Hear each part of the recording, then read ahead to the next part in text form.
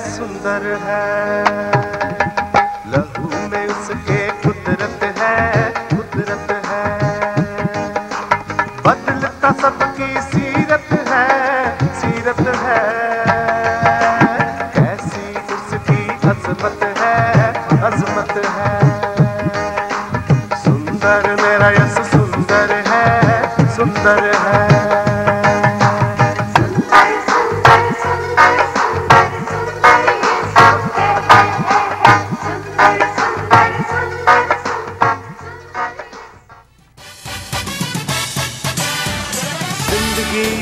लाए है जिंदगी बंदगी यीशु की बंदगी है खुशी वो ही सच्ची खुशी रोशनी यीशु है रोशनी वो मार्ग है वो सत्य है वो जीवन है सबका वो प्यार है उद्धार है वो सबको देगा जिंदगी forever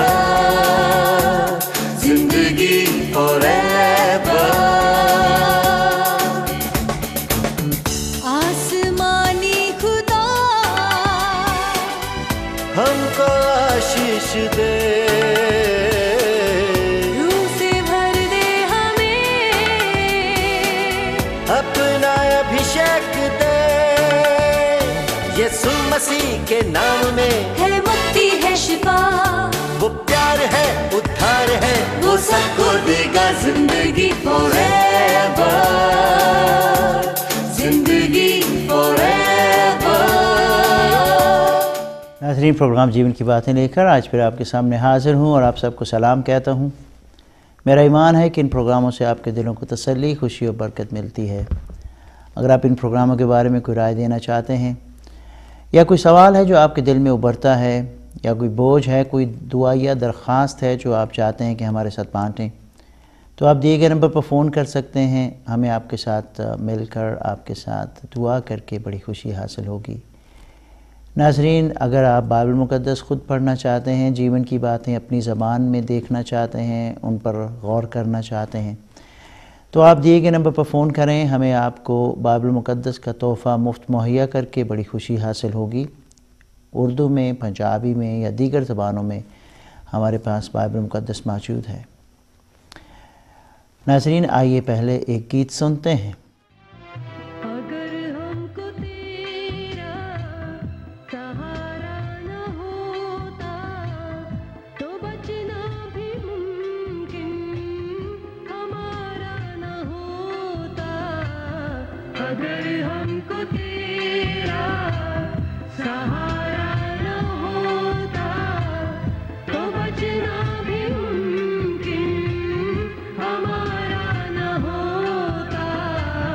अगर हमको तेरा सहारा न होता।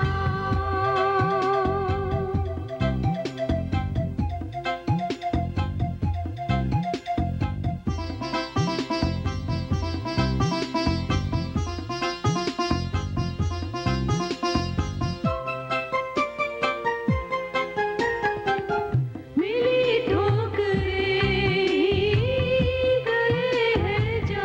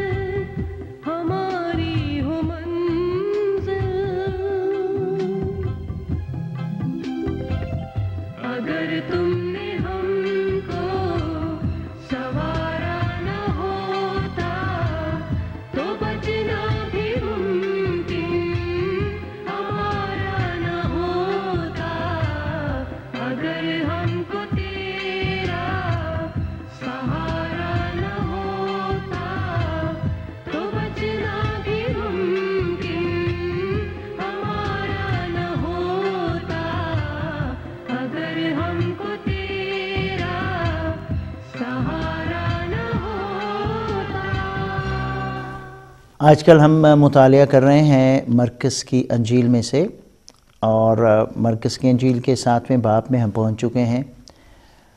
बाइबल मुक़द्दस में 2 हिस्से हैं, पुराना अहदनामा और नया अहदनामा। और नए अहदनामे में 4 किताबें जो हैं, 27 किताबों में से 4 किताबें जो हैं वो अनाजील कहलाती हैं। मत्ती की अंजील, मरकज़ की अंजील, लूका की अंजील और यूहन्ना की अंजील। अंजील 4 नहीं बल्कि एक ही है, क्योंकि अंजील का मतलब होता है गुड न्यूज़। 4 मुख्तलिफ़ लोगों ने प्रभु यीशु मसीह के बारे में, जो खुशखबरी का मरकज़ हैं, उनके बारे में, उनकी सीरत के बारे में, उनकी पैदाइश से लेकर उनके सलीब पर चढ़ने और फिर दफनाए जाने और उठाए जाने के बारे में मुख्तलिफ़ तरीके से डिटेल्स जो हैं वो लिखी हैं इन 4 अनाजील में। कई दफ़ा हम देखते हैं कि पैरेलल पैसेजेस हैं, यानी एक ही तरह के वाक़यात बयान किए गए हैं, और कहीं कहीं हम देखते हैं कि डिटेल्स जो हैं एक ने फ़र्क दी हैं, एक ने फ़र्क दी हैं। चूँकि 4 मुख्तलिफ़ लिखने वाले थे, उन्होंने हर वाक़या के बारे में अपने अपने नुक्ता नज़र से और अपने अपने पॉइंट ऑफ व्यू के वसीला से, अपने अपने गोल के मुताबिक जो भी वो लिखना चाहते थे उसके मुताबिक उन्होंने ये सारी तफसीलात जो हैं बाइबल मुक़द्दस में 4 अनाजील में हमारे लिए मुरक्कम कर दी, यानी लिख दी हैं। आज हम एक बहुत ही अजीब और बहुत ही बड़ा एक मोजा देखने वाले हैं मरकज़ की अंजील में। यहाँ पर हम देखते हैं कि प्रभु यीशु मसीह सफ़र करते करते दीगर इलाकों में, एक इलाके से दूसरे इलाके में जाते थे, और सूर की सरहदों से निकलकर सैदा की तरफ से दकुपलस की सरहदों से होता हुआ गलील की झील पर पहुंच गया। और लोगों ने एक बहरे को, जो हकला भी था, उसके पास लाकर उसकी मिन्नत की कि अपना हाथ उस पर रखे।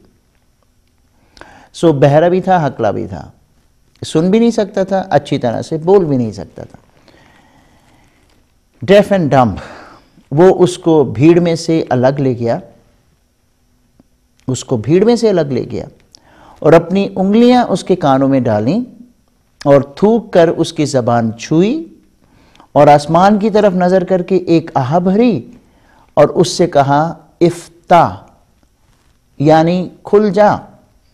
और उसके कान खुल गए और उसकी ज़बान की गिरा खुल गई और वो साफ साफ बोलने लगा। उसने उनको हुक्म दिया कि किसी से ना कहना, लेकिन जितना वो उनको हुक्म देता रहा उतना ही ज़्यादा वो चर्चा करते रहे। और उन्होंने नहायत ही हैरान होकर कहा, जो कुछ उसने किया सब अच्छा किया। वो बहरों को सुनने की और गूंगों को बोलने की ताकत देता है।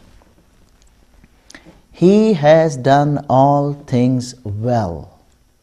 उसने जो कुछ किया अच्छा किया। कितना अच्छा लगता है जब आपके बारे में कोई कहे कि उसने जो कुछ भी किया अच्छा किया। He is lived well, he is done well. उसने अपने रिलेशनशिप्स में, उसने अपने कारोबार में, उसने अपनी ज़िंदगी में, अपनी डीलिंग्स में सब कुछ अच्छा किया।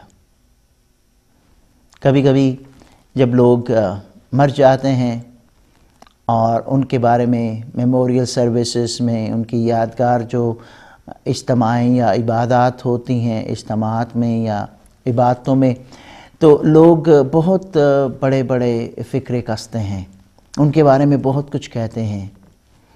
कुछ तो सच होता है, लेकिन बहुत ज़्यादा हम सोचते हैं कि बनावट भी होती है। लेकिन कितना अच्छा लगता है कि ज़िंदा होते हुए ही, यानी किसी के जीते जी कोई कहे कि इसने सब कुछ अच्छा किया। He has done everything well. काश मैं और आप भी ऐसे ही लोग हों जैसे प्रभु यीशु मसीह के बारे में लोगों ने कहा। और मसला और प्रॉब्लम यही थी कि बेशक वो सब कुछ अच्छा करता था, इसके बावजूद भी बहुत से लोग थे जो उसके मुखालिफ रहे हमेशा, शुरू से लेकर आखिर तक, कि वो कोई ना कोई बात उसमें से ढूंढ लें जिसके बारे में उसको चैलेंज कर सकें, और उनको अपने रास्ते से हटाने की भी कोशिश की, क्योंकि बहुत से लोग उसके पीछे होते जा रहे थे। जितना वो कहते थे कि मेरा इस काम का इस बात का चर्चा ना करना, उतना ही शोहरा, उतना ही चर्चा जो था उनका होता जाता था ज़्यादा। थिंक बेसिकली बात ये होती है कि सिर्फ कहने की जो बातें हैं ना, उनकी इतनी पावर नहीं होती जितना लोग देखते हैं कि कुछ किया भी जा रहा है। Because Jesus didn't only say things, he proved what he said bye things that he showed. यानी वो उन निशानात और उन कामों को लोगों के सामने बयान करते और दिखाते, अपने मुंह की बातें, और फिर उन कामों के वसीला से वो उनकी तस्दीक कर देते थे। इस वाक़े में हम देखते हैं कि प्रभु यीशु मसीह फिर से एक और इलाके में दाखिल होते हैं। लोगों को फिर से पता चल जाता है कि प्रभु यीशु मसीह वहाँ हैं, और वो एक हकले को, एक गूंगे और एक बहरे को वहाँ पर ले आते हैं ताकि प्रभु यीशु मसीह उसको हेल्प दे दे, उसको चंगा कर दे, हील कर दे। अब प्रभु यीशु मसीह के बारे में उनको पता तो लग ही जाता था कि फ़लाँ इलाके में उसने ये किया, फ़लाँ जगह पर उसने ये किया, और अब वो इस सरहद में दिकप्लुस की जो सरहद है उसके पास आकर खुदावंद यीशु मसीह के सामने इस बंदा को पेश करते हैं जो कभी ना बोला अच्छी तरह से और ना ही सुनता था। तो प्रभु यीशु मसीह एक फ़र्क तरीके से यहाँ पर हीलिंग का काम करते हैं। वह he is God of versatile approach, क्योंकि हर किसी की ज़रूरत फ़र्क है, हर इंसान फ़र्क है, और हर किसी के लिए खुदावंद यीशु मसीह ने जो कुछ किया उसकी अप्रोच, उसका तरीका, उसका स्टाइल जो है वो फ़र्क है।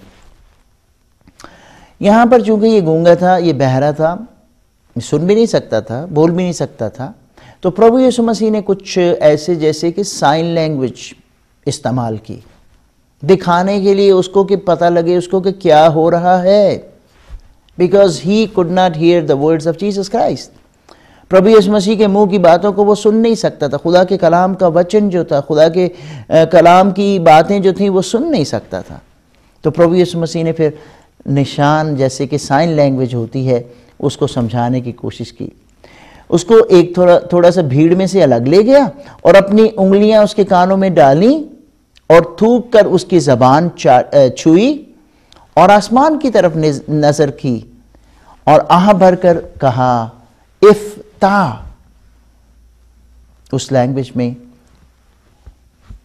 सीरियन ग्रीक जिसमें वो समझते थे, वो लोग जो वहाँ बैठे हुए थे, जो उनके आसपास थे, इसका मतलब क्या है।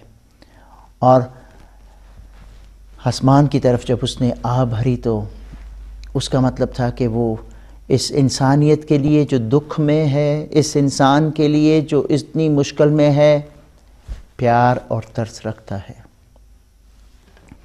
आसमान की तरफ उसका आंखें उठाना मतलब ये था कि खुदावंद की तरफ से हीलिंग आती है। खुदा है, परमेश्वर है जिसने हमें बनाया। हमारे बदन जो डिफॉर्म हो जाते हैं, जो कमज़ोर हो जाते हैं, जिसमें कोई ना कोई गलती हो जाती है, ख़राबी हो जाती है, वही है जो इनको ठीक कर सकता है। जब बीमारी होती है तो हम इसीलिए उसके सामने जाकर दुआ करते हैं। तो प्रभु यीशु मसीह ने भी हमें नमूना दे दिया इस बात में कि when you are in need look to God. ज़बूर नवीस ने ज़बूर 121 में कहा कि मैं अपनी आंखें पहाड़ों की तरफ उठाता हूँ, यानी आसमान की तरफ, ऊंची जगह पर जहाँ पर मेरी मदद मौजूद है। और फिर खुदावंद यीशु मसीह ने जब ऐसा किया और बोला इफ्ता, यानी खुल जा, तो एकदम उसके कान खुल गए और उसकी ज़बान की गिरा खुल गई और वो साफ साफ बोलने लगा। और चूँकि कभी बोला नहीं था, अब बहुत बोलेगा। खुदावंद यीशु मसीह ने उसको बोला कि तू किसी से ना कहना, लेकिन जितना वो उनको हुक्म देता रहा उतना ही ज़्यादा चर्चा वो करते रहे। और उन्होंने नहायत ही हैरान होकर कहा जो कुछ उसने किया सब अच्छा किया। लोग हैरान होकर प्रभु यीशु मसीह के बारे में यही कहते, जो कुछ उसने किया, अब तक जो कुछ उसने किया सब कुछ अच्छा किया, सब अच्छा किया। वो बहरों को सुनने की और गूंगों को बोलने की ताकत देता है। यही मसीहा, यही प्रभु यीशु मसीह, ये परमेश्वर प्यार करने वाला मुझे और आपको आज भी सब कुछ अच्छा करता है। He can do it for me and for you. अब मुझे नहीं पता कि आज क्या अच्छा नहीं आपकी ज़िंदगी में। What is bothering you? किस वजह से आप परेशान हाल बैठे हैं? किस दुख ने आपको बहुत मायूस कर दिया है? किस बोझ की वजह से आप अथाह गड्ढे में धंसते जाते हैं? किस बीमारी ने आपको बहुत परेशान किया हुआ है और आपका दिल जो है बहुत उदास है? मेरे बहन भाई, whatever it is, इस खुदा के वचन के इस बयान के मुताबिक, इस बड़े मौजज़ा के मुताबिक मैं भी आज खुदावंद का खादम होते हुए आपको दावत देना चाहता हूँ कि जैसे वो खुदावंद यीशु मसीह के पास आ गया था, ना कभी बोला कभी ना सुना, आप भी अपना हाथ प्रभु यीशु मसीह की तरफ बढ़ा सकते हैं। और जैसे उसने उसको बोला था इफ्ताह, वो आपको भी इफ्ताह यानी फतहा भी दे सकता है, गलबा भी दे सकता है, आपकी बीमारी से छुटकारा भी दे सकता है, आपकी शादी के हालात में जो ख़राबी है उसमें वो बहाली भी अता कर सकता है, आपका बोझ जो है वो उसको उठा सकता है। He can do all things well for you also. वो आपको आपके पापों से रहाई दे सकता है, आपको आपकी बीमारी से शिफा दे सकता है, वो आपको आपके बोझों से रहाई दे सकता है। Would you ask him? आप उससे कहेंगे? आइए मैं आपके लिए दुआ करता हूँ। खुदावंद, आज जो भी इस प्रोग्राम को सुनता है और तू उनकी ज़रूरत से वाकिफ़ है खुदावंद, मेरी दुआ है कि अपना हाथ बढ़ा खुदावंद, जैसे तूने इस बहरे की खुदावंद कानों में उंगलियां डालकर और खुदावंद जैसे तूने अपना हाथ बढ़ाकर उसको अच्छा किया, आज खुदावंद जो इस प्रोग्राम के सुनने वाले हैं, इनकी जो भी ज़रूरत है खुदावंद, मैं तेरे नाम में दुआ करता हूँ कि तू इन पर भी अपनी इफ्ताह, अपनी फतह और अपनी बरकत उंडेल दे। आमीन। वो हालात बदल देता है, बदल देता है, वो हालात बदल देता है, बदल देता है। मांगो जो कुछ मिल जाता है, मिल जाता है, वो हालात बदल देता है, बदल देता है।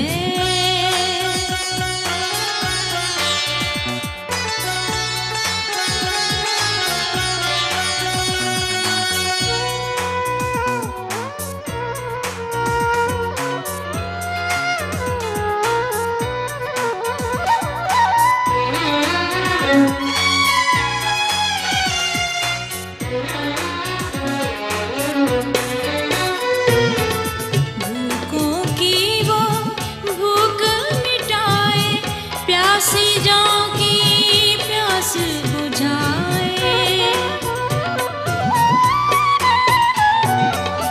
भूखों की वो भूख मिटाए, प्यासी जाओं की प्यास बुझाए।